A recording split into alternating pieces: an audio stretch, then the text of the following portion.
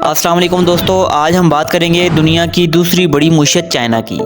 दोस्तों आज की वीडियो में हम चाइना की तारीख, जोग्राफिया और चंद अमेजिंग फैक्ट्स का जिक्र करेंगे।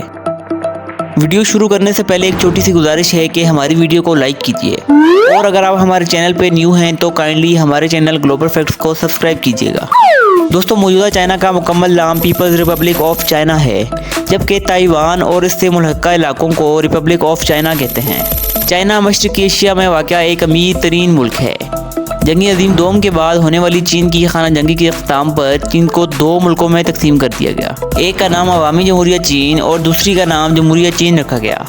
अवामी जमहूरियत चीन के मातहत मरकज़ी सरज़मीनें चीन, हांगकांग और मकाऊ वगैरह हैं, जबकि जमहूरियत चीन का कंट्रोल ताइवान और इसके मुल्हक्का इलाकों पर है। 1 अक्टूबर 1949 यानी पाकिस्तान की आज़ादी से महज 2 साल बाद वजूद में आने वाले मुल्क चाइना का रुकबा 95,96,961 किलोमीटर स्क्वायर है, जो कि रूस और कनाडा के बाद दुनिया भर का तीसरा बड़ा मुल्क शुमार होता है। चीन की सरहदें पाकिस्तान समेत 14 ममालिक से लगती हैं। बात करें अगर आबादी की तो चाइना की आबादी 1 अरब 40 करोड़ है, जो कि भारत के बाद दुनिया का दूसरा बड़ा मुल्क शुमार होता है। शंघाई चीन का सबसे बड़ा शहर है, जिसकी आबादी तकरीबन 2 करोड़ 63 लाख है, जबकि दारुल हुकूमत होने का आज़ाद बीजिंग शहर को हासिल है। चीन ने 1 अक्टूबर 1949 में आज़ादी हासिल की। चीन को सबसे पहले पाकिस्तान ने तस्लीम किया।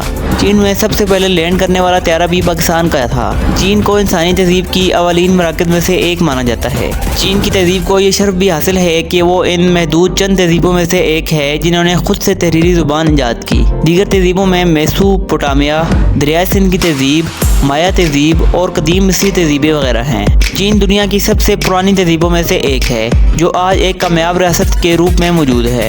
इसकी सकाफत 6000 साल पुरानी है। दोस्तों चाइना की आज़ादी से पहले की तारीख की बात करें तो 1 जनवरी 1912 को अवामी जमहूरियत चीन कायम हुई और किंग बादशाहत का खात्मा हुआ। कोआ मेदनांग यानी नेशनलिस्ट पार्टी के सो यानसन को सूबाई गवर्नर बना दिया गया। युआन ने खुद को नई हुकूमत का बादशाह मनवाने की कोशिश की, लेकिन चीनी सल्तनत पर मुकम्मल तसल्लुत जमाने से पहले ही कुदरती मौत मर गया। युआन शिकाई की मौत के बाद सियासी लिहाज से चीन मुनक़सिम हो चुका था। 1920 के इख्तिताम पर कोआ मेदनांग यानी नेशनलिस्ट पार्टी ने चियांग काई शेक के ज़ेर इंतज़ाम मुल्क को अपने ज़ेर इंतज़ाम मुत्तहिद किया और मुल्क के दारुल हुकूमत को नाइजिंग मुंतकिल किया और सियासी रहनुमाई के निज़ाम को लागू करना शुरू कर दिया। ये निज़ाम सन यात्सन के सियासी तरक्की के प्रोग्राम की दरमियानी हालत थी, जिसके मुताबिक चीन को बतदरीज एक जदीद जमहूरी रियासत बनाना था। दर हकीकत इस प्रोग्राम का मकसद वन पार्टी था, जिस पर कोआ मेदनांग यानी नेशनलिस्ट पार्टी की हुकूमत हुई।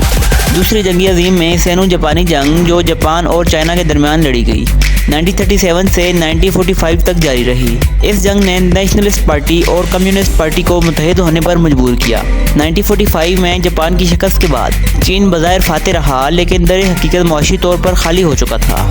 नेशनलिस्ट और कम्युनिस्ट के दरमियान गैर इतबारी की वजह से चीनी सिविल वार यानी खाना जंगी फिर से शुरू हो गई। 1947 में आईनी हुकूमत कायम हुई, लेकिन चूँकि अवामी जमहूरियत चीन के कई सूबे खाना जंगी में शामिल थे, मेनलैंड पर इस आयन को कभी भी राइज ना किया जा सका। खाना जंगी में फतह के बाद कम्युनिस्ट पार्टी ऑफ चाइना ने मेनलैंड का ज़्यादातर हिस्सा संभाल लिया। 1 अक्टूबर 1949 को उन्होंने अवामी जमहूरियत चीन कायम की और ROC को भी अपना हिस्सा करार दे दिया।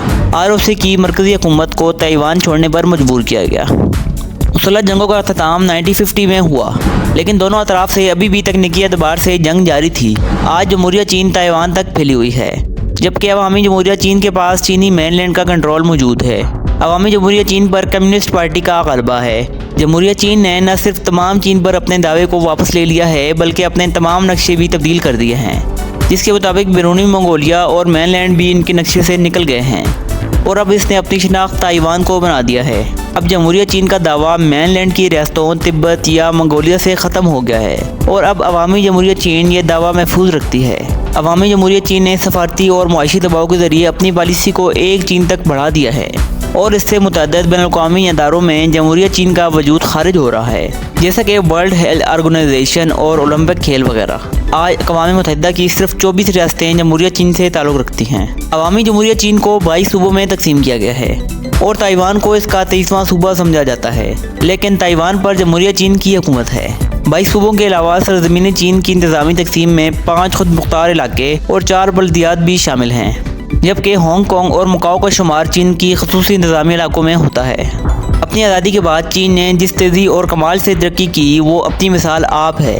इस वक्त चीन दुनिया का सबसे बड़ा एक्सपोर्टर है। कहा जाता है कि अगर यह रफ्तार इसी तरह बरकरार रही तो बहुत जल्द चीन दुनिया की नई सुपर पावर होगी।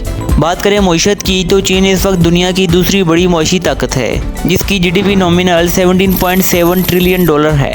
चीन में इस वक्त 50,000 से ज़्यादा मल्टीनेशनल कंपनियां काम कर रही हैं। इस वक्त चाइना जहां दुनिया में अच्छी और मयारी चीज़ें बनाने में मकबूल हो रहा है, वहीं पर यह मुल्क दुनिया में 2 नंबर चीज़ें बनाने के हवाले से भी जाना जाता है। चाइना की चीज़ों के बारे में ये भी कहावत मशहूर है कि चले तो चांद तक, ना चले तो शाम तक। दोस्तों, दुनिया का एक तरक्की याफ्ता मुल्क होने के बावजूद आज भी चीन में 30 करोड़ ऐसे लोग बसते हैं जिनके पास अपना घर भी नहीं है। ये लोग झोंपड़ियों और गारों में रहकर अपनी ज़िंदगी गुजार रहे हैं। चीन में बेरोज़गारी की शरह 5% है। चीन में मीडिया आज़ाद नहीं है। मीडिया को हुकूमत और अदारों के खिलाफ बात करने की इजाज़त नहीं है। दुनिया की सबसे बड़ी दीवार भी चाइना में ही वाक़ है, जिसे दीवार चीन कहते हैं। ये दुनिया के 7 अजूबों में से एक होने के साथ साथ यूनेस्को वर्ल्ड हेरिटेज साइट्स भी है। ये दीवार 5000 किलोमीटर लंबी है।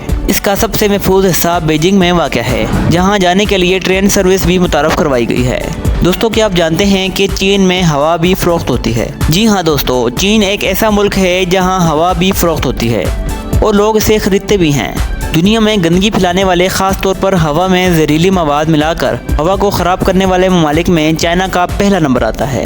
इस वजह से चाइना में सांस लेने के लिए साफ़ हवा गैस बोतल की सूरत में मिलती है। हवा की एक बोतल की कीमत तकरीबन 5 युआन में होती है। अगर आप कभी चाइना जाएं तो वहां के माहौल में सांस लेकर आपको भी अंदाज़ा हो जाएगा कि वहां रहने वाले लोग मास्क लगाकर घरों से निकलते हैं। दोस्तों, बात करें अगर मज़हब की तो चाइना में 73.5% लोग ऐसे हैं जिनका किसी मज़हब से कोई ताल्लुक़ नहीं।